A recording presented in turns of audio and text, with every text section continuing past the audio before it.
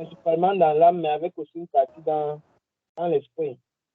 La chair, ce sont les cinq sens, c'est-à-dire les cinq organes qu'on connaît, le nez, la bouche, la peau et consort, sont des récepteurs d'informations. Maintenant, les cinq sens sont ces éléments-là de la chair qui convertissent l'information qu'on reçoit par l'organe. On l'envoie maintenant à notre âme. Maintenant, la chair passe ces cinq sens est corruptible. Passe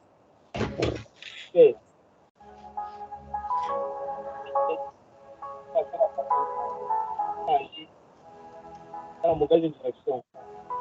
Les cinq sens corrompent les informations qu'on reçoit. Ouais. Par contre, quand on reçoit les informations de l'esprit, ça vient de la pensée de Dieu. Et la Bible dit, marchez par l'esprit et vous n'accomplissez pas les yeux de la chair. Les esprits qui sont conduits par le Saint-Esprit qui sont réellement plus de Dieu. Mais ce n'est que lorsque notre esprit est conduit par le Saint-Esprit, on peut marcher selon la volonté de Dieu. Et l'âme est juste au milieu. Donc l'âme est en quelque sorte, je vais dire comment, est comme un réceptacle. L'âme est comme un réceptacle qui vient la chair, qui vient de l'esprit. Maintenant, c'est la pensée qui est la plus forte. Qui va dominer notre âme et qui va nous conduire à l'action. On a pris un exemple. Le diable veut pousser quelqu'un à tomber dans l'impudicité. Il va chercher à convaincre l'âme de la personne. Pas des images, pas des paroles, pas des actions, donc un peu de tout. Tous les éléments qu'on a expliqués là. Et l'âme est convaincue. L'âme est convaincue. Sinon, on a la décision finale de passer à l'action. Si la pensée là nous a dominé, on a la décision finale de passer à l'action. Donc, le péché, c'est vrai que Jésus a dit que même en pensée déjà on a péché, mais la chair peut nous suggérer des choses, le diable peut nous suggérer des choses. Et la décision finale de passer à l'action nous revient.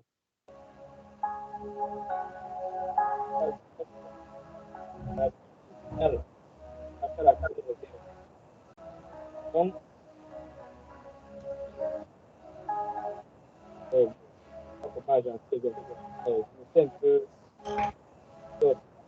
on a vu ça pour passer un peu une transition à l'obéissance.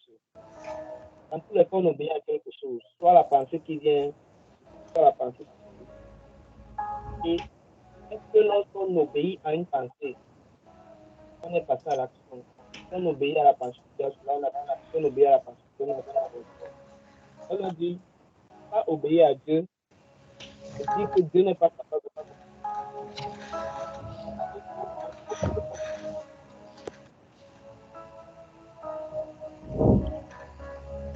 Comment on va savoir qu'on a confiance en Dieu? Comment on va savoir qu'on obéit à Dieu? On a confiance en Dieu. Parce que si on a confiance, s'il a confiance que son père prend soin de lui, il va prendre soin de lui, ce que son père va lui dire, il va le faire.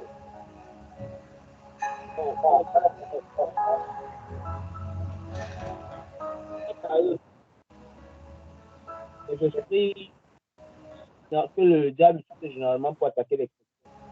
On a dit qu'il y en avait trois, mais on peut se souvenir de deux. On a dit le premier, c'est la peur. C'est bon, le mensonge. La peur, c'est un peu comme la foi. C'est-à-dire, qui croit en quelque chose qui n'est pas encore manifesté. La différence, c'est que la peur nous aspire à ce qu'on croit que la chose qu'on suit va arriver. Par contre, la foi, c'est rester. Parce qu'on est convaincu que la chose va arriver. Donc, la foi, ça plus une conviction. Par contre, la peur, ça plus une croyance pas non fondée. Non, c'est pareil. La peur, ça plus une croyance fondée. La peur, ça plus une conviction. C'est fondé. C'est parce que tu sais que ça va arriver que tu fuis. Le jour où on a dit la peur nous fait fuir parce qu'on croit que la chose va arriver. Donc tu es Après, la convaincu foi que nous ça fait... va arriver, c'est pour ça que tu ne parles pas. Ok. Ça veut dire quoi? Lionel, on te dit, va approcher un lion. Tu es convaincu qu'il va te manger, tu ne parles pas. Tu es convaincu qu'il me mange, je ne parle pas. C'est parce que tu sais que si tu fais ça, ça va créer des conséquences. Du coup, tu ne fais pas. Tu es convaincu, tu es convaincu. C'est pour ça qu'on a dit quoi? Que la foi et la peur sont similaires. Les deux, ça puise les choses qui ne sont pas encore manifestées. Moi, pourquoi j'ai foi en Dieu? Pourquoi je ne me mélange pas au monde? Parce que je suis convaincu que en restant à Dieu, c'est mon bonheur. Je reste ici. On s'en va un peu. Quand il me dit prie, je prie, je suis convaincu qu'il va me répondre. C'est pas encore manifesté, mais je sais que ça va arriver. C'est la foi. Mais quelqu'un qui a peur aussi ne prie, ne le fait pas. C'est quelqu'un qui a peur que Dieu t'a dit fais ça. Tu sais que tu dois faire. C'est différent. C'est quand tu sais que tu dois faire, mais tu ne fais pas parce que tu as peur. C'est un problème. Parce que là, il y a d'abord, voilà, la troisième chose que je cherchais. Il y a la peur, il y a le mensonge, il y a l'ignorance. L'ignorance. Voilà, trois. La peur, le mensonge et l'ignorance. Donc, c'est quand tu ne fais pas, parce que tu ignores ce qui est Dieu puni, quand tu ne fais pas, parce que tu as peur, c'est pareil. Même conséquence. L'exemple pour laquelle il nous a dit d'aller. C'est l'exemple pour laquelle Jésus a dit allez et faites des nations des disciples. Donc, si tu ne parles pas parce que tu as peur, c'est pareil comme tu ne parles pas parce que tu es ignorant. Donc, Lionel, juste pour ajouter un peu on est souvent de l'eau dans ton moulin, ou apporter une petite correction. La peur et la foi ont les mêmes choses en commun. Tous deux croient à ce qui n'est pas encore manifesté.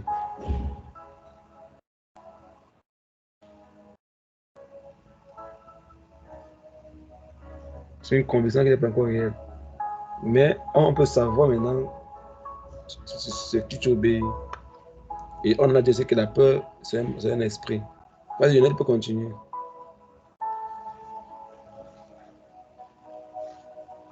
D'accord. Merci. Bon, on disait donc, la première chose, les trois choses là, la peur, le mensonge et l'ignorance, ce sont les choses qui font à 90% ou plus que les chrétiens commettent tous les péchés qu'ils commettent là. La peur, le mensonge et l'ignorance. La peur, comment? Le diable va d'abord venir nous faire peur par rapport même à ce que Dieu nous a dit. Donc, il va venir nous faire douter, il va installer une pensée de peur. Ou alors, devant une situation, on a pris des exemples. Devant une situation où peut-être on a fait une mauvaise action. Maintenant, la peur de la représailles, le diable va venir semer en nous une pensée de peur.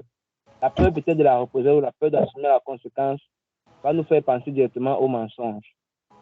Pourquoi? Parce qu'on va vouloir mentir pour échapper à la situation dont on a peur de la conséquence. Du coup, tomber dans le mensonge.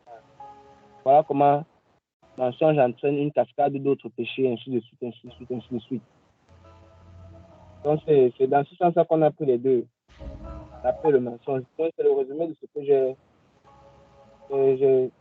fait. On a dit le plus souvent, quand on a peur, c'est que l'ennemi est dans les parages, le diable. Parce que Dieu ne parle pas par la peur. Et lorsqu'on est souvent dans ce genre de situation, on a peur, où on sent une sorte d'agitation. L'idéal, c'est de prendre le recul et de confier la chose à Dieu, de se confier à Dieu dans la prière.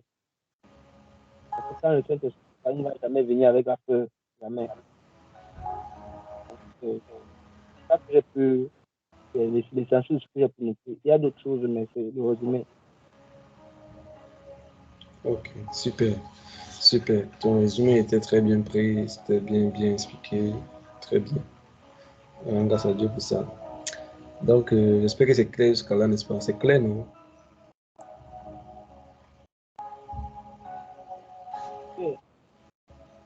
Donc, à chaque fois, quand tu sens que tu as peur, quand tu sens que tu ne peux pas faire quelque chose parce que tu as peur, prends du recul. Prends du recul et va dans la prière. Demande la force, demande le courage à Dieu. Il y a personne que Dieu a utilisé et la personne n'a pas eu peur. Tous ont eu peur. Tous ont eu peur. Mais a dû lui-même bâtir leur confiance, bâtir leur foi. Pareil pour Moïse. Moïse dit que non, Dieu dit que non, vas-y, je suis avec toi. Donc Dieu prend toujours le soin de te préparer, de te préparer à faire ce qu'il veut faire au travers de toi. Donc, soyons juste forts, faisons confiance au Seigneur et ça va aller. On est tout dans le grand thème du cœur. Tout ça, on est tout dans le cœur. Depuis, on n'a pas sorti du cœur. Tout ce qu'on est en train de dire, c'est dans le cœur. Et la semaine passée, on parlait encore de ça, de comment le diable manifeste les œuvres. On a expliqué ça la dernière fois très bien. Comment les œuvres du diable. On prend tout ce temps pour expliquer qu'en aucune raison, ces choses nous échappent encore. Que tu peux savoir qui est ton ennemi, qui tu dois cibler et savoir comment faire face à certaines choses. Rassurez-vous, rassurez-vous. Si Dieu prend le temps pour nous bâtir, c'est parce qu'il veut construire dessus. Quand Dieu prend le temps pour mettre une fondation, parce qu'il veut construire quelque chose de grand. Et rappelez-vous le premier enseignement qu'on a vu, que la solidité d'un édifice dépend de quoi? Sa fondation. Et quand on prend le temps pour bien baser la fondation, parce qu'on veut construire quelque chose de grand sur ça. Donc, et qu'est-ce que la dernière fois on a vu? On a dit que souvent la fondation, souvent quand on construit la fondation, on cache, on couvre. On ne voit pas ce qu'on fait à l'intérieur. On creuse, on fait tout, on arrange, et puis d'abord le bâtiment monte, c'est après, boum, c'est à monter en 2-3 mois. Le bâtiment est à monter. Donc, c'est pour dire quoi? C'est pour dire que Dieu est en train de faire un travail, il est en train de poser les pierres, les fondements, il est en train de creuser il la lève pour placer sur quoi il veut bâtir l'édifice. Et la solidité d'un édifice, aussi grand qu'il peut être, dépend de la fondation. Si l'édifice n'est pas assez grand, c'est parce que sa fondation n'est pas porter son poids. Du coup, la fondation peut limiter la grandeur et la splendeur d'un édifice. Mais quand elle est basée sur une bonne fondation, on peut construire des magnifiques choses sur cela. Donc, si le Seigneur prend le temps pour nous bâtir, parce qu'il veut nous préparer, chacun d'entre nous, à entrer dans une saison bien particulière. Et il veut qu'on n'a pas raté la saison. Parce que, rassurez-vous, c'est que Dieu peut te donner les choses que tu demandes. Il peut donner plus que ce que tu demandes de nous. Mais le but de Dieu, ce n'est pas de donner l'argent. Dieu s'en fout. Dieu n'a pas besoin d'argent. Et je viens de vous dire que Dieu n'a pas besoin d'argent. Son but, ce n'est pas de te donner l'argent. Son but, ce n'est pas de te donner ce que tu veux, tout ça, les voitures, le mariage. Dieu peut te donner tout ça, mais le but de Dieu, ce n'est pas que tu aies ces choses-là d'abord. Son but d'abord, c'est que tu sois au ciel. On s'en parle. Maintenant, si c'est que Dieu veut que tu sois au ciel et qu'il sait que ce que tu demandes, tu n'es pas encore prêt à recevoir ça, Dieu peut nous donner tout ce qu'on veut. Rappelez-vous, la dernière fois, on a dit que Dieu peut donner tout ce qu'il veut. Souvent, il ne donne pas parce que souvent, on demande, il ne donne pas parce qu'il veut nous protéger. Parce qu'on n'est pas encore prêt. On n'a pas encore eu la maturité de garder ces choses-là. Donc, il y a des choses qu'on demande à Dieu que s'il nous donne aujourd'hui, ça peut nous retirer son chemin. Et il prend le temps pour préparer nos cœurs, pour préparer nos vies à recevoir et que quand cela va venir, on va garder notre relation avec lui, on va garder notre salut. Raison pour laquelle Dieu prend le temps pour mettre ces fondations dans nos vies, pour nous préparer.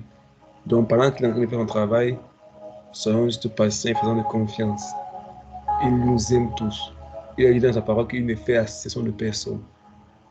Et il t'a choisi. Tu ne l'as pas choisi. Il t'a choisi. Il t'a appelé. Parce que pour lui, tu es spécial. Pour lui, tu es spécial et il t'aime tellement. Il demande une seule chose, croire à son amour et faire de confiance. C'est tout ce dont tu as besoin, c'est de croire à son amour et de faire confiance. Il n'y a personne qui a tout donné à Dieu, tout abandonné à Dieu. Tout abandonné à Dieu, il a été déçu. Je ne connais pas quelqu'un qui a témoigné un jour que Dieu l'a déçu. Un homme l'a déçu, un pasteur l'a déçu, une église l'a déçu, une communauté l'a déçu, mais jamais Dieu. quelqu'un pas dit que Dieu m'a déçu. Il a dit, Seigneur, tu étais où?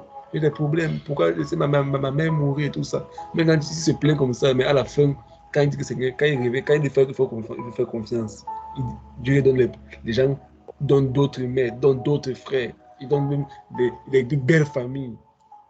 Et tu comprendras plus tard. Mais je ne connais pas quelqu'un qui peut témoigner, vous dire que Dieu l'a déçu. Je ne connais pas quelqu'un qui peut témoigner comme ça.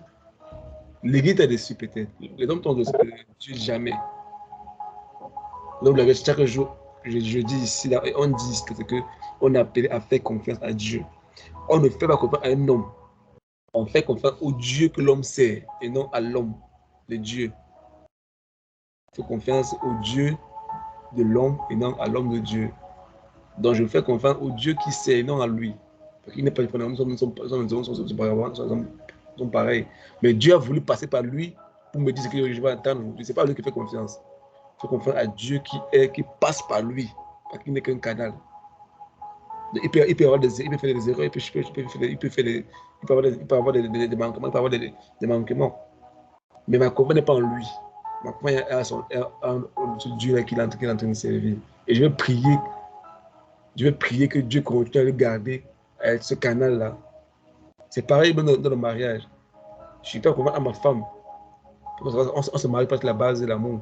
Rassure-vous, l'amour, c'est pas je t'aime. On a parlé ça plusieurs fois ici. Quand on se met ensemble sur la base d'une relation qui est fondée sur Dieu, ça fait que en toutes circonstances, quand Dieu est au pilier, quand Dieu est au centre de tout, ça marche toujours. Et quand il vient, il y a de l'ordre, il y a de la discipline, tout est ordonné. Donc en général, en fait, c'est un peu ça. En général, c'est un peu ça. Donc on a dit que les 5 sens là sont ces différents canaux par lesquels l'ennemi passe. Le monde extérieur nous attient à nous, notre monde intérieur. Et pour se faire un rappel, comme ce que Yonian a dit tout à l'heure, nos ennemis en tant que chrétiens, on a dit, on a le monde, on a le diable, on a notre chair. Et comment ils opèrent? On a dit que souvent leur plus grande touche, c'est que un, c'est la peur. La peur, le mensonge et l'ignorance. Regardez dans la Bible, tous les gens avec qui Dieu a travaillé, ça a toujours venu avec ça. Quand n'aie pas peur, n'aie pas peur, n'aie pas peur. Il a dit à Josué, à Moïse, n'aie pas peur. Il dit à Gédéon, n'aie pas peur. Il a dit à Josué, n'aie pas peur, fortifie-toi et prends courage. Parce que c'est la peur qui est devant ton ennemi. N'aie pas peur. Je suis avec toi. Ne regarde ni à gauche ni à droite. Fais-moi confiance, je suis là. La peur. Après, c'est le mensonge. Tu dois marcher dans la vérité devant Dieu. Tu dois être vrai devant lui. Parce que quand tu n'es pas vrai, tu ne peux pas être d'accord avec lui. Et le troisième côté, le troisième qui est le plus dangereux même. Parce que tu peux être courageux, tu peux être vrai, mais le troisième est le plus redoutable, qui est l'ignorance. Parce que sans ignorance, tu vas périr. Étant ignorant, tu vas périr. Parce que mon peuple périt faute de connaissance. Dieu a dit, le diable n'est pas fort. Non, non, non. Il périt parce qu'il ne connaît plus, il manque la connaissance. Et si il veut qu'on continue à payer, qu'est-ce que le diable va faire? Il va nous maintenir dans l'ignorance. Et plus on ignore, plus il gagne du terrain. Donc pour laquelle nous devons, les plateformes que Dieu inscrit comme ça, il faut être là tout le temps pour qu'on puisse ensemble partager la parole de Dieu ensemble. Donc c'est ça. Quand tu ignores, tu seras détruit. Tu vas périr. Quand tu as peur, tu n'arriveras pas à la maison de Dieu. Rappelez-vous. Et le péché, c'est rater sa mission. C'est quitter le but de sa vie. Et la peur peut te faire ne pas entrer dans ta mission. Le mensonge, c'est-à-dire hors de la vérité. Vivre dans le péché. C'est changer le chemin de la vie. Aussi, l'ignorance aussi, tu le feras parce que tu t'appelles à faire. Tu ne sais même pas ce que tu appelles à faire. Tu n'écoutes pas. Tu ne demandes pas à Dieu. Tu ne demandes pas la relation à Dieu. Tu es seulement là comme ça. Donc, il y a des gens que le diable ne te combat même pas.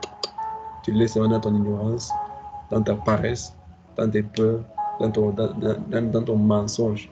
Tu regardes seulement. Tu regardes seulement et puis tu pars à l'église. Tu chantes à la chorale, tu danses, tu sautes, tu cries. Et puis tu regardes seulement en fait. C'est quand tu vas quitter, au niveau de la peur, quitter au niveau du. Tu vas commencer à aller dans l'intégrité. Tu vas commencer à chercher la connaissance. Là, tu rencontres le diable sur ta route. Je sais de quoi je parle. Quand tu vas recevoir une parole de Dieu, tu vas vouloir obéir, là, tu vas savoir que le monde spirituel est réel. Ah, c'est bien dans ça va t'arriver. C'est-à-dire que souvent tu pries et puis tu es là et tu es content et tout ça. Mais quand tu pries et puis un moment, tu as atteint un certain niveau et puis tu sais que Dieu t'a donné un certain ordre. Dieu t'a parlé, il t'a donné une directive que tu dois prendre. Là, maintenant, pour te lever dans la prière, c'est comme si on a mis, quand je me couche, comme si on a mis 2 heures de silence, donc me lever, c'est la bagarre. Mais avant, je me levais spontanément et puis je faisais rapidement et puis maintenant, pour te lever du lit, mon ami, c'est la guerre. Tu sens que c'est un combat. C'est un combat. Parce que le monde spirituel est en mouvement. C'est que ta prière a des effets. Et comme le diable sait qu'il ne peut pas stopper ta prière, il sait qu'il ne peut pas stopper ta prière, il sait qu'il ne peut pas empêcher Dieu de répondre, qu'est-ce qu'il va faire? Il va t'empêcher toi de prier. Il va t'empêcher de prier avec la fatigue, la lourdeur, il va te distraire. Fais ça, fais ci, regarde là-bas, oh, tu commences à mourir partout. Tu quittes. Parce qu'il ne peut pas il ne peut pas bloquer tes prières. Il ne peut non plus bloquer Dieu. Donc, qu'est-ce qu'il va faire? C'est qu'il va t'empêcher de continuer à être l'autel, être le médiateur entre Dieu, entre le monde spirituel et le monde naturel. Il va te distraire, il va te fatiguer, il va te donner des activités à faire. Après, tu vas perdre le fil. Et avant, je priais tous les soirs, mais depuis un temps là, je n'arrive plus à prier. Mais quand je vais prier, c'est un combat. Ta prière avait des effets. Mais a voulu te passer de côté. Donc, la semaine passée, on a expliqué ça clairement. On a expliqué ça clairement. Même lire la Bible, c'est aussi un combat pour nous. C'est compliqué de lire. L'ignorance, tant que tu ignores, tu ne pourras jamais savoir. Plusieurs fois, je vous ai raconté l'histoire. Quand j'étais encore tout jeune, à l'époque, quand ma mère fréquentait encore, lorsqu'on était encore à l'école primaire, quand on allait de l'école, c'est-à-dire souvent, elle partait souvent à l'école avant qu'on ne rentre de l'école aussi, d'aller à la formation, quoi. Donc souvent, quand elle a tout préparé, elle a la nourriture, elle a tout arrangé, tout et tout. Et s'il y avait les travaux qu'on devait faire, ce qu'on devait faire, elle écrivait sur le tableau. Elle écrivait au tableau. Telle personne fait ça, telle personne fait ça, telle personne fait ça. Je vais rentrer à partir de telle heure. Avant de rentrer, je vais trouver que telle laver, la cour nettoyer, elle écrit. Chacun sa tâche à faire. Elle écrit au tableau. Et puis elle ferme la porte et puis elle part. On savait où il y avait les clés. Donc souvent, quand on rentrait souvent, avant même de manger, faire un peu de copain là-bas, on va voir ce qu'elle a écrit au tableau, ce que chacun devait faire. Ma mère, elle fait ça tout le temps. Et souvent, il y a des moments, souvent, quand on rentre et puis tu ne veux pas travailler, dans ta tête, tu joues le ballon, tu vas t'amuser tes amis là-bas et puis tu rentres et puis tu t'envoies jouer. Et quand elle rentre le soir, mais pourquoi tu n'as pas fait ce qu'elle demandait à faire? Quand elle a chicoté la main. Ah, maman, elle ne savait pas dire, mais pourtant j'avais écrit. C'est écrit ici que tu devais faire, pourquoi tu n'as pas fait? Tu sais que c'est écrit là que tu l'as fait, mais tu n'as pas pris le temps d'aller lire pour savoir ce que tu dois faire, ce que tu n'as pas fait, ce que tu ne voulais pas faire. Et elle était punie. Elle était punie pour cela. C'est pour dire que tu ignores, si tu ne fais pas, tu seras toujours puni. Donc, et rassurez-vous en fait, là je vais vous parler juste à cœur ouvert. Dimanche, je causais avec Stéphane, on allait à l'église, on faisait notre action à l'église. Et on causait en fait Pendant qu'on était au taxi, c'est juste une parenthèse. Pendant qu'on était au taxi en train de partir, il y avait des enfants, comme maintenant, c'est déjà la, ici, là, on est en fin de printemps, dans l'été, c'est un peu, il y a le soleil et tout, les gens jouent dans la rue. Et puis, il y avait des enfants qui s'amusaient avec les trottinettes, ils s'amusaient dans la rue et tout ça. Et puis, Stéphane me dit, mais c'est bien quand tu es un enfant, hein, tu vois, ils s'amusent et puis ils s'en foutent, quoi. Ils jouent, alors que nous, on a la pression de l'école, il faut travailler, il faut chercher de l'argent et tout ça, et tout ça, et tout ça. Alors qu'un enfant, lui, s'amuse et puis il ne fait rien. Il ne fait rien, on fait tout pour lui. Et puis moi, je disais, mais pourquoi tu penses qu'il ne fait rien? Il dit, mais il fait quoi? Ce n'est qu'un enfant et tout, et tout. Là. Ouais, mais comment, mais toi, tu penses qu'il est en train de blaguer, mais lui, il est en train de travailler. Donc, ça se fait avec les connaissances qu'il lui a, avec ses besoins actuels, selon lui, c'est le travail. Je me rappelle souvent, quand j'étais encore souvent très jeune, un tout petit garçon, souvent, quand ma mère rentrait souvent, et puis elle s'assoit, elle dit, oh, je suis fatigué. Puis je dis, ah, comment tu peux être fatigué? On était là, pleine d'énergie, on court, on saute par-ci, par-là. Donc, pour moi, quelqu'un soit fatigué, ça me tourne avec quelqu'un soit fatigué, en fait. Parce qu'on joue, tu cours par là-bas, tu cours par là, et puis tu rentres le soir, même pour dormir, tu les pouvais, parce que tu as l'énergie, tu as tellement d'énergie à bouler, quoi. Pour moi, c'est bizarre quand on dit qu'il est fatigué, je comprends qu'il est fatigué, quoi. C'est bizarre pour moi qu'il soit fatigué. Maintenant, je comprends parce que j'ai évolué, j'ai traversé certains niveaux, en fait.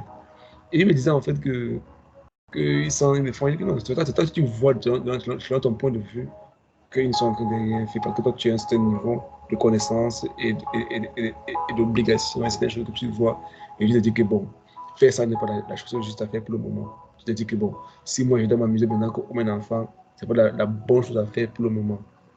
Et puis moi je dis maintenant que bon, est-ce que si on peut voir ça de la manière avec Dieu, c'est-à-dire toi et Dieu. Nous, on pense que ce que nous on fait, mais comment Dieu nous regarde? Parce que quand toi tu regardes un enfant, tu dis, oh, il a fait, il s'amuse, et puis il perd le temps. Et puis quand Dieu au ciel, imagine avec que Dieu au ciel, il regarde Franck, il regarde Michel, il regarde Younes. Est-ce que pour nous, c'est pas la blague pour Dieu, quoi? Qu'on court après ci, qu'on court après ça. Parce qu'un enfant, lui, court après les choses que tu dis, mais tu regardes, tu dis, mais pourquoi il pleure pour ça? Pourquoi il veut telle chose? Pour toi, c'est rien, en fait. C'était normal, pour toi, c'est normal. Et puis il dit, mais si on se met essayer d'imaginer un peu l'angle de vue de Dieu quand Dieu nous regarde, comment on court ici à l'école, les diplômes, le travail et tout ça et tout ça. Et on se bat par-ci, on court par là, on court par là. Pour les choses qui seront à la fin inutiles. Et là pendant que j'étais dans le taxi, j'étais en train de méditer par rapport à ça, j'étais en train de méditer par rapport à ça. Le Saint-Esprit m'a rappelé quelque chose dans la parole. Un incident que j'ai suivi récemment le docteur Monroe. Là, le docteur Monroe expliquait que, en fait, il posait une question. Quelle est la priorité de tout homme? Il disait que si tu ne trouves pas la priorité de ta vie, si tu ne trouves pas la priorité de ta vie, tu vivras une vie qui n'a pas de sens. Tant que tu ne trouves pas la priorité dans ta vie n'aura pas de sens. Est-ce que quelqu'un me comprend?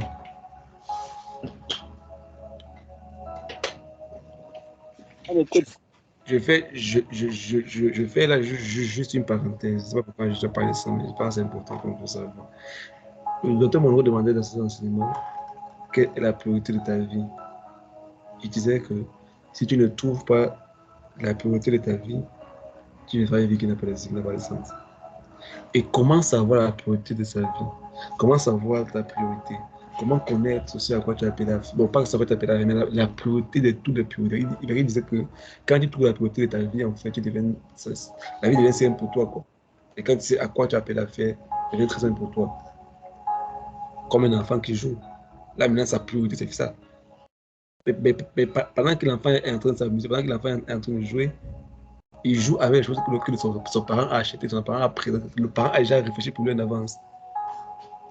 Le parent l'a mis dans une sphère, dans un endroit convenable pour lui de s'épanouir, de vivre, de s'épanouir normalement. Donc le père a déjà réfléchi pour lui. Et dans son enseignement, il disait que quoi? Que quelle est notre priorité à nous, en tant qu'être humain, en tant qu'homme sur la terre, en tant que représentant de royaume. Il dit, Jésus a expliqué ça. Jésus nous a donné le secret dans la Bible. Ce que chaque temps on lit, on ne comprend pas seulement qu'est-ce qu'il faut comprendre. Ou encore, on n'a pas reçu un rapport à ça. Il dit que Jésus a expliqué. Jésus a dit que la priorité de notre c'est de chercher premièrement le royaume. Il a dit, chercher d'abord le royaume. Jésus a marqué la priorité de tout être humain. Jésus il a établi les bases, il a défini l'être humain, il a défini ton commencement et ta fin. Il a dit cherche un, le royaume, et deux, sa justice. C'est tout ce que tu as besoin. Et le reste, c'est peu toi qui l'as fait. Le royaume a fait ta place.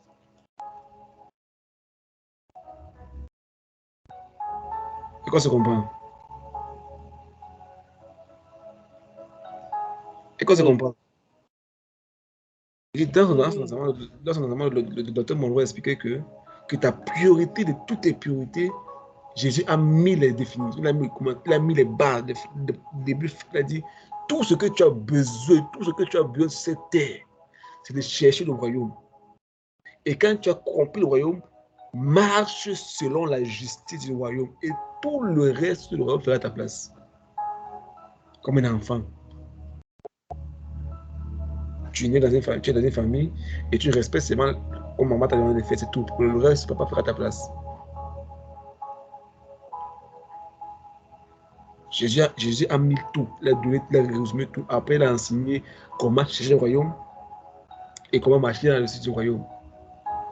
Bénéfices et les avantages, c'était tout son ministère là-bas. Lisez tous les évangiles, ce n'est pas que ça. Le royaume, trouver le royaume, marcher dans la justice du royaume et les bénéfices du royaume, les conséquences. C'est tout l'évangile de Jésus là-bas. Et c'est ça ta priorité. Mais quand tu cherches le royaume et que tu marches dans la justice du royaume, tu es comme un enfant. Il a dit, pour rester dans le royaume et suivre, et comme un petit enfant. Un enfant, il est seulement là. Ses parents font tout pour lui. Et rappelez-vous, la dernière fois, on a expliqué ça. Que devant Dieu, tu restes un enfant.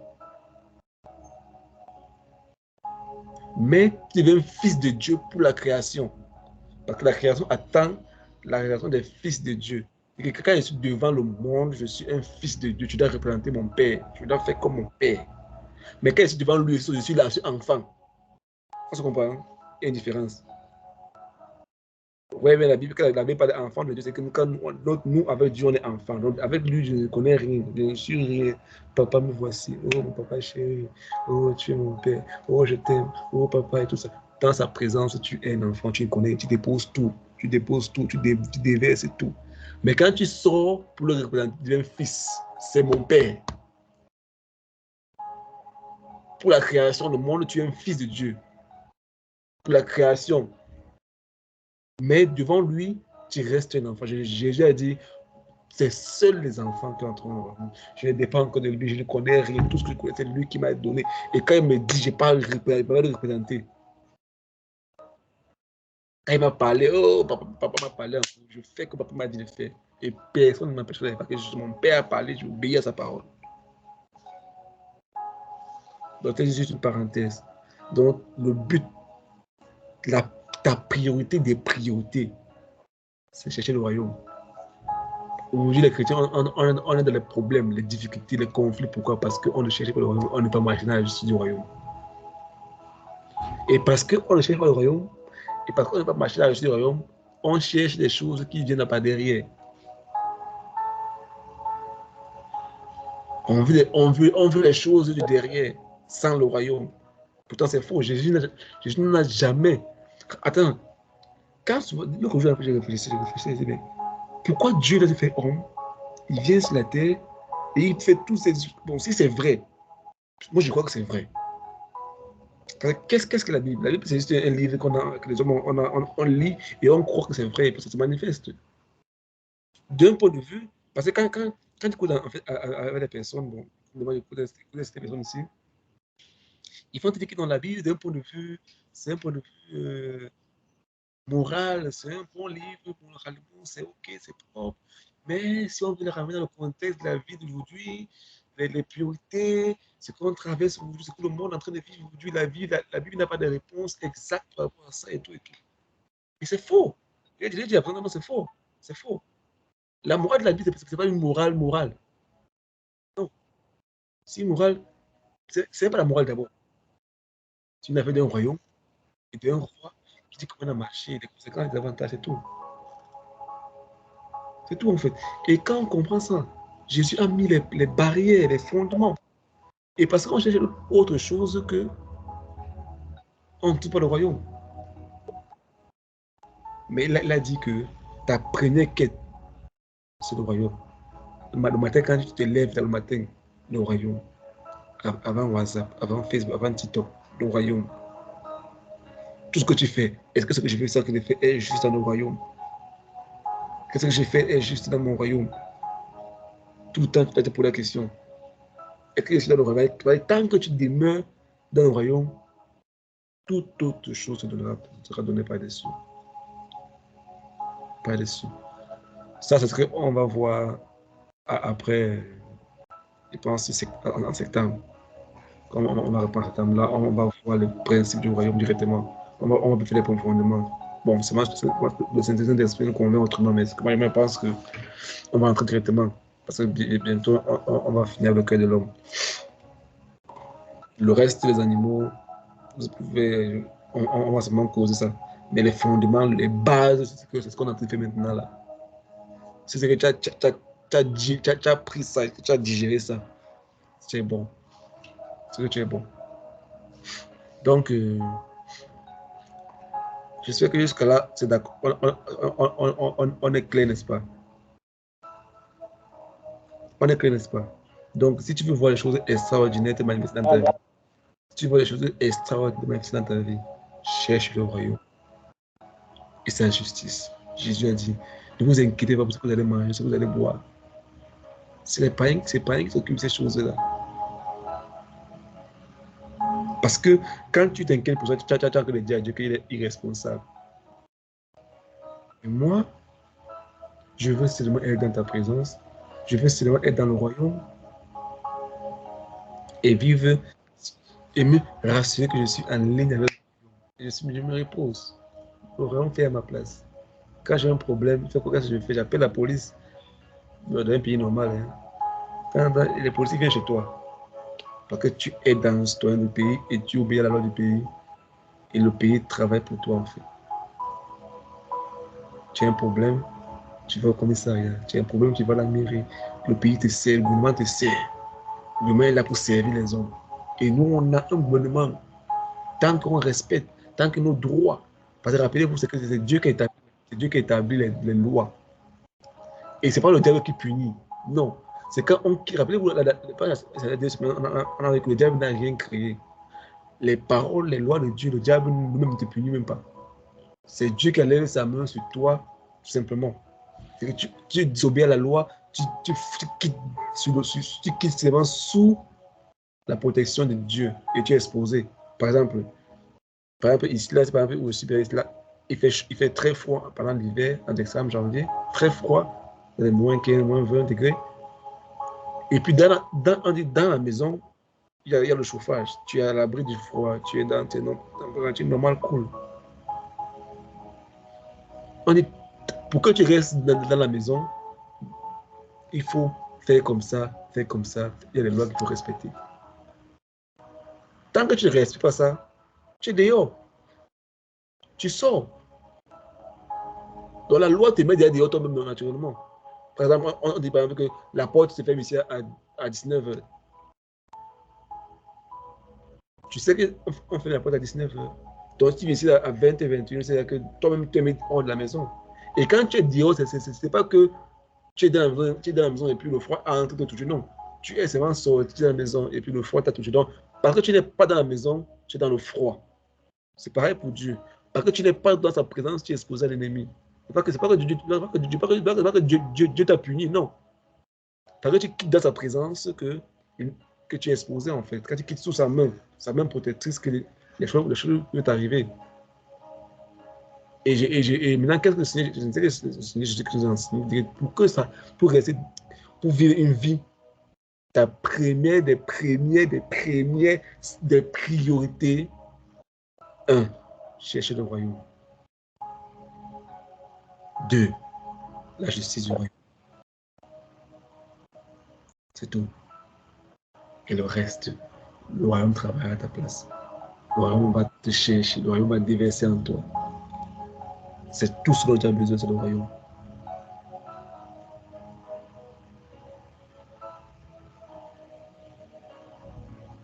Quand il parle du royaume, j'espère qu'on se comprend. Quand il parle du royaume, n'est-ce pas?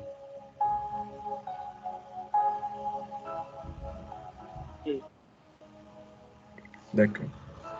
Donc, je pense que c'est tout qu'on a vu comme révision sur le cœur et les œuvres de la chair et tout ça. Je pense qu'on aura un petit test.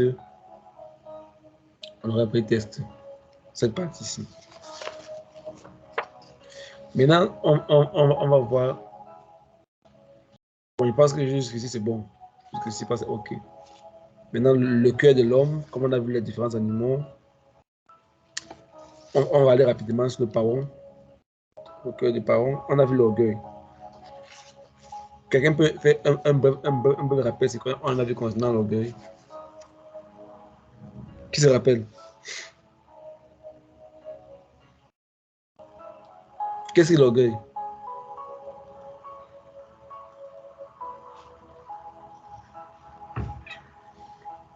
Maintenant, on peut, il y a ceux qui peuvent activer le micro. Maintenant, on cause. Qu'est-ce que l'orgueil?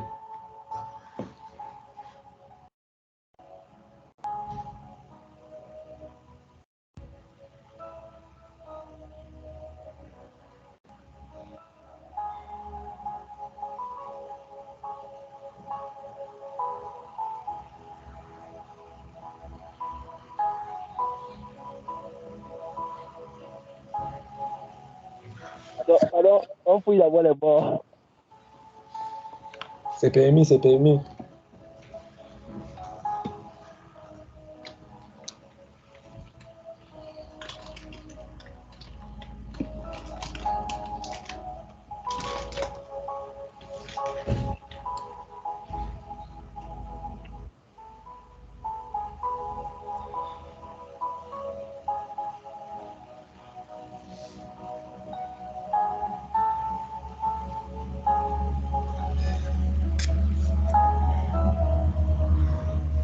Qu'est-ce que l'orgueil?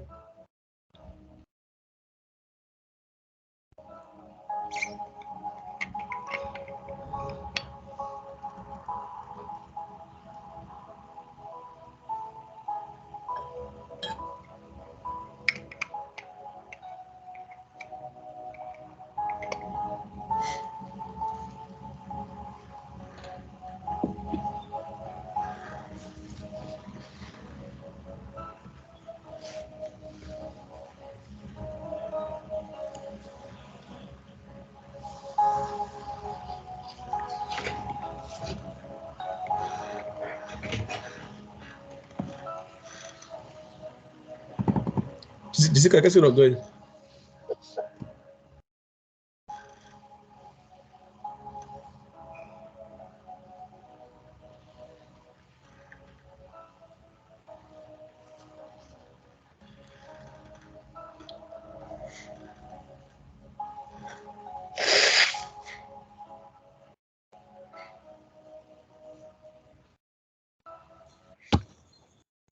L'orgueil, c'est un sentiment d'infériorité ou de supériorité qu'on a par rapport à un domaine quelconque.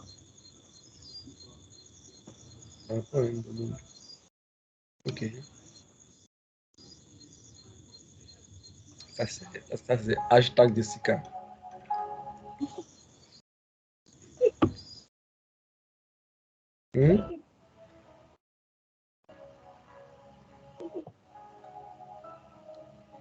Simple. Hashtag, c'est quoi? Hashtag, non? C'est sa signature, quoi. Entre guillemets, Jessica. Ok. Définition. L'orgueil, c'est une attitude dans le cœur qui s'exprime par une intention malsaine et exagérée de soi, ou une vision élevée, ou encore une vision élevée, ou encore réduite de ses capacités, de ses réalisations et de sa position et de ses possessions. On comprend ça, n'est-ce pas? C'est un peu long, mais je sais qu'à essayer de résumer. Donc, c'est une attitude dans le cœur qui s'exprime par une intention malsaine et exagérée en soi. Elle est une vision élevée ou encore totalement néant ou encore se qualifier de ses capacités, de ses réalisations, de sa position ou de ses possessions.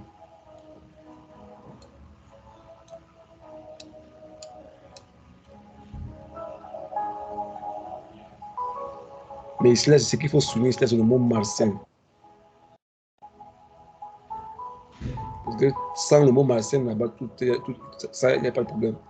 C'est le mot malsain qui est un problème à l'intérieur. Donc, l'orgueil est appelé aussi le cancer de l'âme, le commencement de tout. C'est le commencement de tout.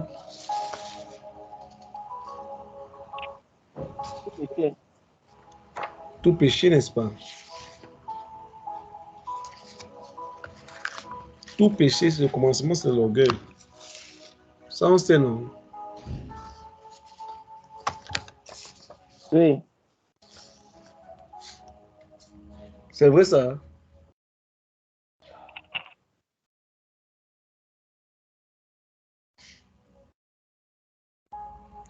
Donc, Moi, c'est ce qu'on a dit, on a dit non. voilà. Non, pas quand on a dit, on doit être d'accord. On doit être d'accord, c'est qu'on est en train de dire. D'accord, pourquoi ce commencement de tout péché? Pourquoi alors, on est là, pourquoi ce commencement? On est avec nous. Ouais, elle arrive, elle ne parle pas, comme c'est on est là, pourquoi ce commencement de tout péché?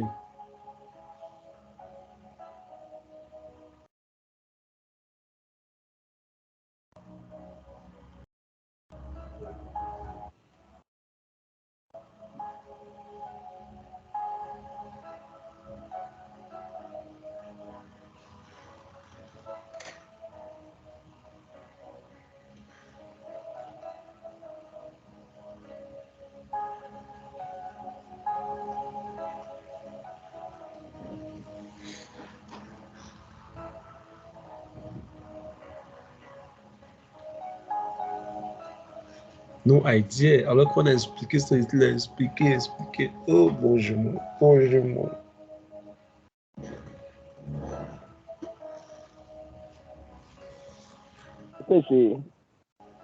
Vas-y, Lionel. On a expliqué ça la dernière fois, j'ai expliqué au moins ça pendant 3 leçons. Comment on ne connaissait pas? Saint-Esprit, merci. Ça va pas dire le mot exact. Moi, je vais essayer. On dit l'orgueil est une attitude dans le cœur qui exprime par une intention malsaine exagérée de soi. Malsaine de soi. Et on dit vision élevée ou encore réduite de ses capacités, de sa réalisation et de ses positions. L'orgueil, c'est le premier péché parce que ça fait en sorte qu'on regarde non plus à Dieu mais à soi-même. Et le premier péché qui a été commis, c'est celui du diable lorsqu'il s'est révolté contre Dieu. Pourquoi? Parce que il a voulu être égal à Dieu. C'est-à-dire, il a commencé à regarder non plus à Dieu, mais à soi-même. Et dès le moment où on regarde à soi-même, on est en train de, il va dire comment, je ne sais pas comment il va dire ça. En fait, on est en train de sortir du cadre pour lequel Dieu nous a créés. Et l'orgueil est à l'origine de ce qu'on a appelé les forteresses. Les forteresses qui s'appuient sur, comme on a dit tantôt, nos avoirs, nos capacités, nos positions, nos réalisations. Et avec le coup des forteresses, on a vu que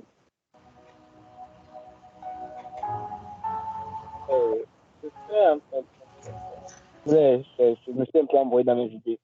Mais si je veux résumer ça, l'orgueil, elle ne peut regarder à Dieu, mais regarder à soi-même. Et dès le moment où on regarde à soi-même, on est en train de sortir du cadre pour lequel Dieu nous a taillés. Et on est déjà en train de pécher parce qu'on ne sera plus en ce moment dans la volonté de Dieu. Ok, Lionel. Merci d'avoir essayé. Tata Nathalie, la question était que pourquoi l'orgueil est le commencement de tout péché? Justement, en fait, je vais juste rebondir sur ce que Lionel a dit.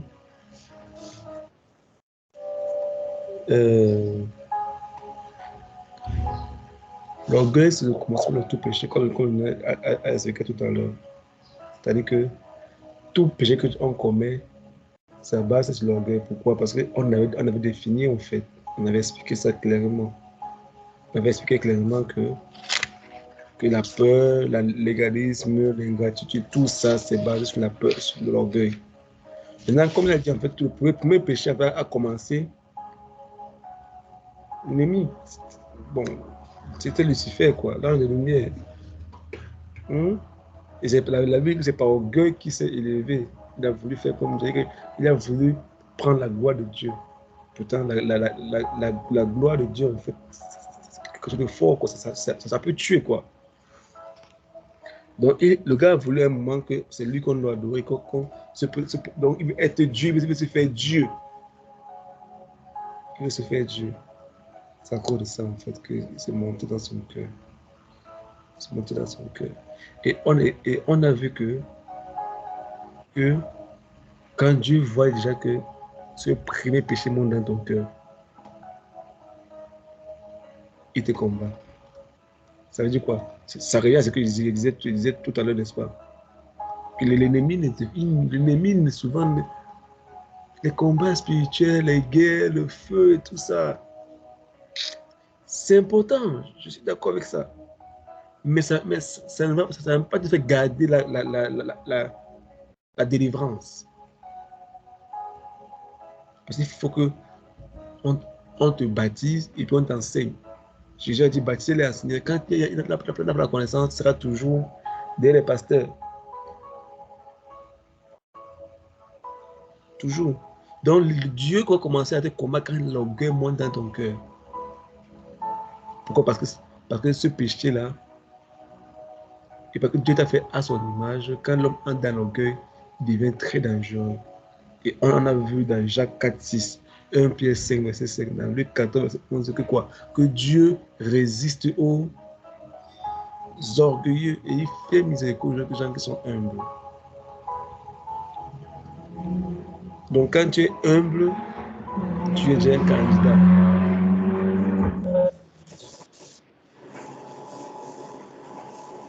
Quand tu es humble, tu es déjà un candidat pour l'élection. Voyez-vous, cherchez le royaume et sa justice. Cherchez le royaume et sa justice. C'est tout ce que tu as besoin. Sois seulement positionné là. Cet homme sera surpris. Hein. Je ne vais pas vous dire. Laissez, je vous témoignerai ça un autre jour. Parce qu'on a comme ça que Dieu a fait des choses pour dire, hé, papa, tu verras que tu as un royaume, le royaume est là. Le royaume est là. Donc, ne pas être orgueilleux, c'est être humble. N'est-ce pas? Ça veut dire quoi? Chaque fois dans la Bible, quand tu vas voir le mot orgueilleux, tu vas voir un humble à côté.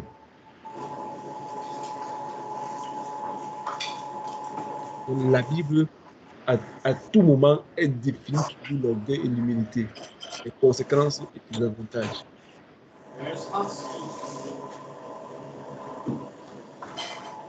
Et ce jour, on a vu que qu'est-ce que l'humilité ou encore Allez, si tu connais qu'est-ce que l'humilité, mais savoir qu'est-ce qu'est l'orgueil. Si tu connais qu'est-ce qu'est l'humilité, mais savoir qu'est-ce que l'orgueil. Ce sont tout opposés en fait. Rappelez-vous, c'est le monde, c'est le monde, c'est le monde, soit c'est la lumière, soit c'est la ténèbres. C'est pas comme les couleurs qui parlent, le rouge, le vert, jaune, non, non, non. C'est pas blanc, c'est que c'est noir. Il y a pas d'autre couleur.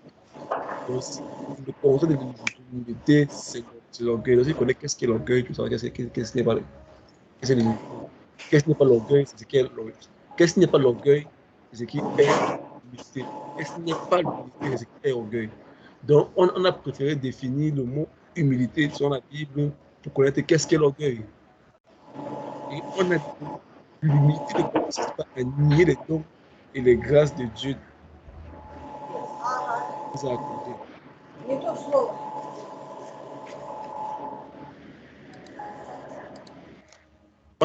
On a dit que l'humilité ne consiste pas à nier les grâces de Dieu et ses dons dans ta vie.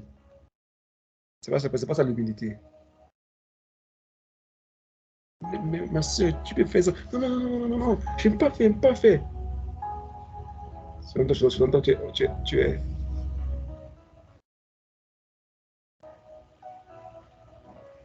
Selon toi, tu te dis que tu es humble. On vient de poser une question là. Je vais poser une question. L'orgueil est le commencement de tout péché, est différent de l'orgueil et le premier péché. C'est la même chose, on est là. On a pris ça pour expliquer en fait le fait que c'est le commencement de tout péché. Le fait que c'était le premier péché, et à cause de ça, ça a entamé les plus grandes conséquences. Pour laquelle on utilise le fait que c'est le premier péché pour expliquer que c'est le commencement de tous les péchés. Parce que même Adam et Ève ont péché, comme on l'a vu ce jour, ils ont péché par orgueil. Parce que chaque jour, ils voyaient le fruit, chaque jour, ils voyaient l'arbre là-bas. Mais quand le diable a dit que si vous mangez, vous serez comme Dieu. Ils disent, ah, on sera aussi adoré par les animaux. On sera comme lui. Il est parti manger. L'ennemi a d'abord sémé ça dans son cœur. Qu'elle puisse vouloir être comme Dieu. Être comme Dieu. Tu vois, tu manges, tu seras comme Dieu. Dieu sait que si tu manges, tu seras comme lui. Et parce que tous les péchés ont commencé tout par là.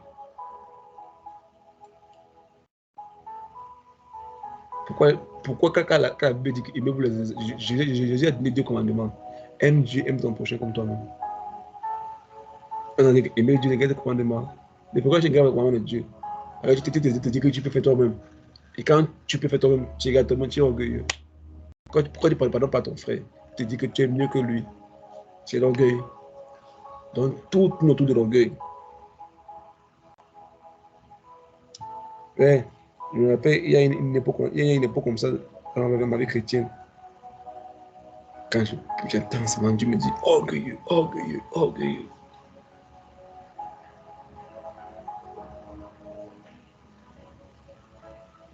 Tu comprends que c'est quelque chose en fait. Dieu met l'accent dessus. Ça il faut tout le temps passer tout ton cœur sur le radar. Mais tu vous dis, et le radar, c'est le radar, le scanner. Qui connaît le scanner ici?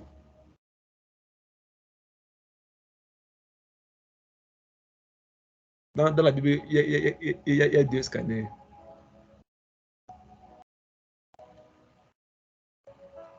Qui connaît?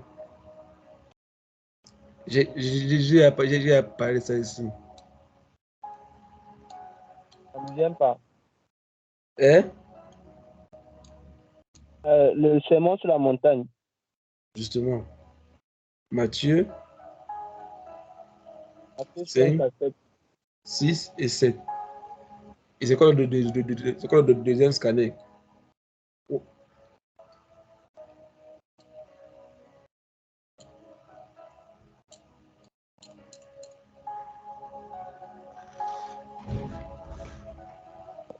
On a lundi, s'il te plaît. L'amour. 1 Corinthiens 13. 1 Corinthiens 13, le scanner. Quand tu lis ça, l'amour, l'amour, l'amour, tu regardes encore. Parce que pour aimer, il faut être humble. Hein. Il faut rassurer. Aimer va demander l'humilité. Dieu a tant aimé qu'il est descendu. Dieu s'est rendu. C'est parce qu'il s'est humilié lui-même qu'il a été souverainement élevé. Dieu a tant aimé le monde qu'il a des offices unis, n'est-ce pas? Puis tandis que parce que le Fils lui-même s'est humilié. Pour aimer, il va te falloir être humble, mon gars. Je vous assure. Souvent, tu dis, mais Seigneur, mais pourquoi? Il dit que vas-y. Regarde ce qu'il fait. Tu vas dire que non, mon enfant, regarde pas ça, fiston. Vas-y. Pour aimer, tu vas demander l'humilité. Tu ne peux pas aimer l'orgueil. C'est pas le vrai amour là-bas. Oh, tu vois telle personne, c'est moi qui a fait ça pour lui, et moi c'est moi. Je dis que c'est zéro. Pour moi, c'est zéro. Devant moi, c'est zéro. Je vais vous raconter un témoignage. Je pense qu'on va s'arrêter ici, on va continuer avec ça. Vous allez m'excuser, pourquoi tout le temps je parle beaucoup de mon Moreau, parce que c'est un homme vraiment, c'est l'un des hommes les plus intelligents que j'ai jamais rencontré. Il m'a, depuis que j'ai commencé à lire ses livres, ça a changé totalement ma façon de voir le monde. Et un jour, il témoignait, quand il avait atteint un certain niveau de sa vie, il avait déjà beaucoup d'argent, il avait déjà une grande organisation, il avait une grande église, il a populaire, son jet, et puis il était connu partout, il était connu ici, il était partout. On l'invitait pour les conférences, on l'invitait dans les réunions avec le gouvernement, il avait les par-ci par-là. Et il dit un jour, il se couche, il dort. Vous m'écoutez? Oui. Il dit un jour, il dort pendant qu'il était endormi. Là, il fait un rêve. Là, Dieu lui montre une vision, comment il était sur une extra. Il y avait une grande conférence. Et le jour-là, c'est lui qui devait passer. Il a prêché, comme il écrivait, avant d'écrire les chansons, il chantait aussi. Il dit qu'il a presté, il joue au piano, et toute la foule en train de crier, wow, tout le monde est dedans, oh, on applaudit, tout le monde saute. Et là, il dit que dans cette vision, il y avait un homme qui était assis au premier rang, qui était tout devant, mais avec la tête baissée comme ça. Avec la tête baissée comme ça. Et comme il était devant, et puis il a pu facilement remarquer cet homme-là qui était au premier rang. Et il continue à jouer toute la foule, tout le monde est content, tout le monde est content. Et puis il regarde le monsieur, il dit, mais pourquoi lui, il n'est pas content comme tout le monde? Comment je preste et puis tout le monde est content, lui n'est pas content? Pourquoi il est qui pour ne pas être content quand moi je suis en train de prester? Il continue à jouer, tout le monde a applaudi, les gens chantent, on crie son nom, on crie Alléluia, gloire à Dieu, on a sauté, danser. Il a un que pour reste la tête baissée comme ça. Et il s'approche de lui, il dit, monsieur, mais pourquoi vous n'êtes pas content? Tout le monde venez à ma conférence, tout le monde est content, vous n'êtes pas content. Ça veut dire quoi ça? Pourquoi vous n'êtes pas content? Et il dit, quand monsieur il lève la tête, il a vu un visage glorieux. Bon, lui, il explique que c'était Jésus, en fait. Et quand la personne l'a regardé, il a compris que ce n'était pas quelqu'un de normal, en fait. Il dit, la personne l'a répondu que même si tout le monde est en train d'applaudir et que moi, je n'applaudis pas, je suis en train de ne rien faire. Seulement, il s'est réveillé. Il dit qu'il s'est mis à pleurer. Il a pleuré, Seigneur, rends-moi humble. Il dit, la personne l'a dit, même si tout le monde crie, saute, danse ton nom, que moi, je n'applaudis pas, c'est que tu n'as rien fait.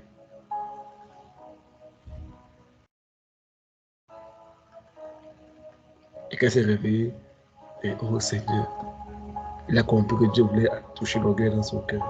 Que attention, tu as besoin de partir, attention. Et puis il s'est mis à pleurer. Seigneur, accorde-moi la grâce de rester comme rien devant toi. Mon but, c'est pas qu'on doit crier Je sais pas qu'on peut crier Jésus, mais à la fin, il dit qu'il ne t'a jamais connu. Mais il a compris le verset quand il dit je ne t'ai jamais connu. Parce que ton cœur n'est pas en moi. Ton cœur n'est pas en moi. Ton cœur est ailleurs. Tu veux les hommes. Tu veux que les hommes doivent bien te voir. Tu veux l'acceptation des hommes. Tu veux la gloire des hommes. Mais c'est une gloire qui reste la terre. Elle ne te suit pas quand tu vas au ciel. Cette gloire ne te suit pas quand tu vas au ciel.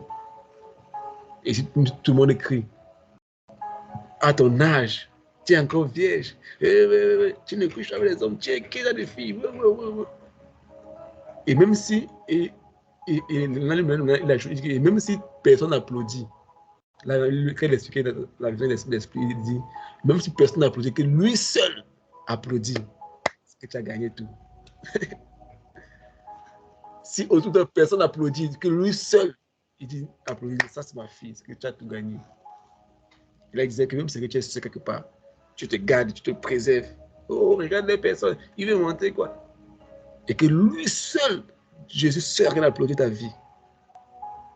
Tout ce qui compte, c'est ça qui va te suivre au ciel. Et là, il nous encourageait à rester ferme sur les valeurs, sur les principes du royaume, de lui faire confiance. Parce qu'il a dit que personne ne vient en moi et ne reçoit le sanctuaire sur la terre. Jésus ne peut pas mentir. Il n'y a personne qui, à cause de moi, va quitter sa femme, ses amis, ses frères, sa famille, et ne reçoit le sanctuaire ici et après. Donc, toi, cherche le royaume seulement. Reste dans le royaume. Et tu auras le sanctuaire que tu aurais fait toi-même. Quand il comprend, il dit, ah Seigneur, dans tous les soins qu'on a, parce qu'on est dans la vie, vous périssez peu de faute de connaissance. Parce que si vous cherchez le royaume et que vous marchez dans le royaume, tu auras le sanctuaire, ce que toi tu pourrais avoir tes propres moyens toi-même. On va faire ta part. Docteur Bongo dit, son jet privé, il ne l'a pas acheté. Il dit, le royaume l'a donné, on a donné les voitures, on a donné les maisons. Il n'a pas acheté son argent. Il n'a fait qu'obéir. Il n'a fait qu'obéir. Il n'a fait qu'obéir au principe qu'il a de la Bible. Il doit obéir. Il n'a fait qu'obéir. Et le royaume se déploie à ses services. Comment ça coûte d'acheter un jet privé, d'avoir les plus grandes voitures, d'arriver dans le plus grand milieu de cette terre? Il dit, c'est pas moi. Je n'ai rien fait de tout ça. J'ai juste oublié ce que Jésus a dit, j'ai vu les conséquences, je suis juste un produit de cela. Et je veux que cela m'arrive à moi aussi. Et à chacun d'entre nous, je peux partager cela. Quand ça, mon père est en train de grandir dans ça. Quand ça, on peut être des personnes qui pourront dire non, on a vécu, on a les preuves. Ces affaires-là, ça marche. Et par ce moment que Dieu est venu nous préparer, qu'on prenne ce temps pour bien entrer dans sa gloire. Parce que je vous rassure que le futur est glorieux. Je déclare sur chacune de nos vies que le futur est merveilleux que ce qu'on vit aujourd'hui. Ce qu'on vit, ce qu'on verra vivre demain n'a rien comparable à ce qui s'attend. Il n'y a rien, le futur sera magnifique. Jésus a dit, il n'y a personne qui quitte à cause de moi. Tout ça, il ne reçoit le sang. Le royaume, avec ses richesses, mon Dieu pourvoit à tous tes besoins selon ses richesses en Jésus-Christ. Dans le royaume, pouvoir nos besoins selon ses richesses. Il dit, on aura le sanctuaire ici, là. Et quand on quitte encore, c'était, oh là là là là. À cause de ça, pourquoi je vais laisser? Non, non, non. Qu'est-ce que le diable a fait pour moi? Je vais lui faire confiance. Je vais lui faire confiance. Je vais marcher chaque jour et demander sa grâce. Seigneur, aide-moi. Père, quand je me lève, Seigneur, ne me laisse pas faire quelque chose qui est hors du royaume. Ne me laisse pas faire quelque chose qui est hors du royaume. Je prie, Seigneur, que les faveurs du royaume, je t'ai dit que ton règne vienne. Notre Père qui est au ciel. Que ton nom sanctifie, que ton règne vienne. Que le royaume, le règne soit établi. Que ta volonté soit faite sur la terre comme elle est faite dans le ciel. Que le règne du royaume s'appelle. Ne me laisse rien faire, Père, durant ces journées qui est hors du royaume.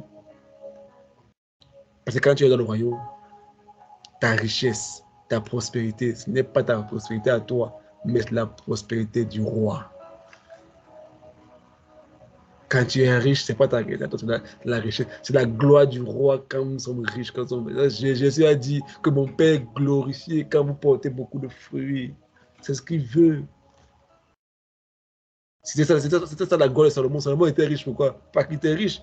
En Israël, tout le monde était riche à l'époque. Il y avait tellement d'argent. Israël était glorieux. C'est la gloire du roi. C'est quand son peuple est en santé, quand tout le monde est OK. C'est la gloire d'un roi. Si au Cameroun, tout le monde est riche, c'est la gloire du président. Quand il parle dans mon pays et tout. Et c'est ça la gloire du roi dans le royaume. C'est que tous les gens sont sous sa juridiction, vivent paisiblement.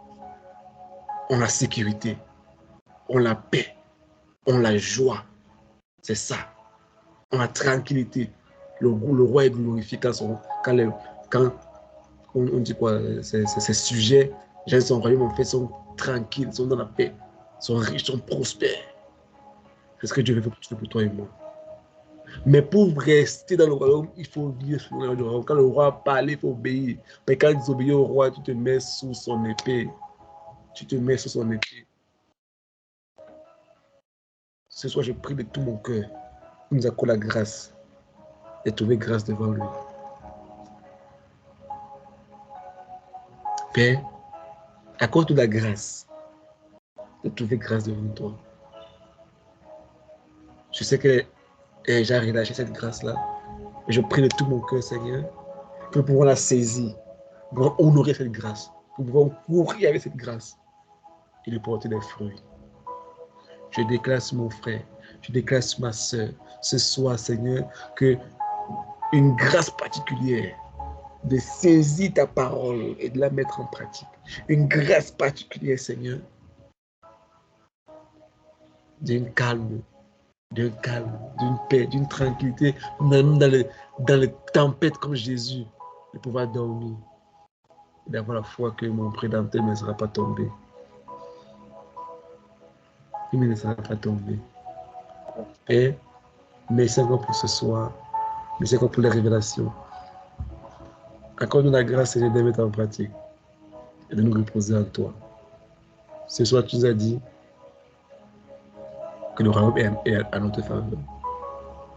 Gardez l'orgueil, gardez tout ce qui t'empêche d'aller dans nos vies et de mettre le royaume en priorité, de te mettre en priorité en toutes choses. Et que le reste, c'est pas à nous de le faire. Tu as défini clairement les barrières. Ce que nous on a fait, c'est que toi tu fais. Que si nous on cherche le royaume et sa justice, le reste ne nous encombre pas. Plus tard, Jésus nous a dit que si tu nourris les oiseaux du ciel, si tu rêvais les fleurs avec les beautés, à combien plus fort nous, tes enfants? Tu as mis les séparations. Ce que nous devons faire, c'est que toi tu l'as fait. Ce que nous devons faire, c'est chercher le royaume et marcher dans la justice. Et le reste, c'est toi qui dois le faire. C'est toi qui dois le faire, Seigneur. Que ton nom soit béni, que ton nom soit magnifié, exalté, célébré. Reçois la gloire, Seigneur, pour toujours et toujours. Nous reposons calmement, nous dormons paisiblement parce que tu es avec nous. Au nom puissant de Jésus-Christ, nous avons laissé prier. Amen.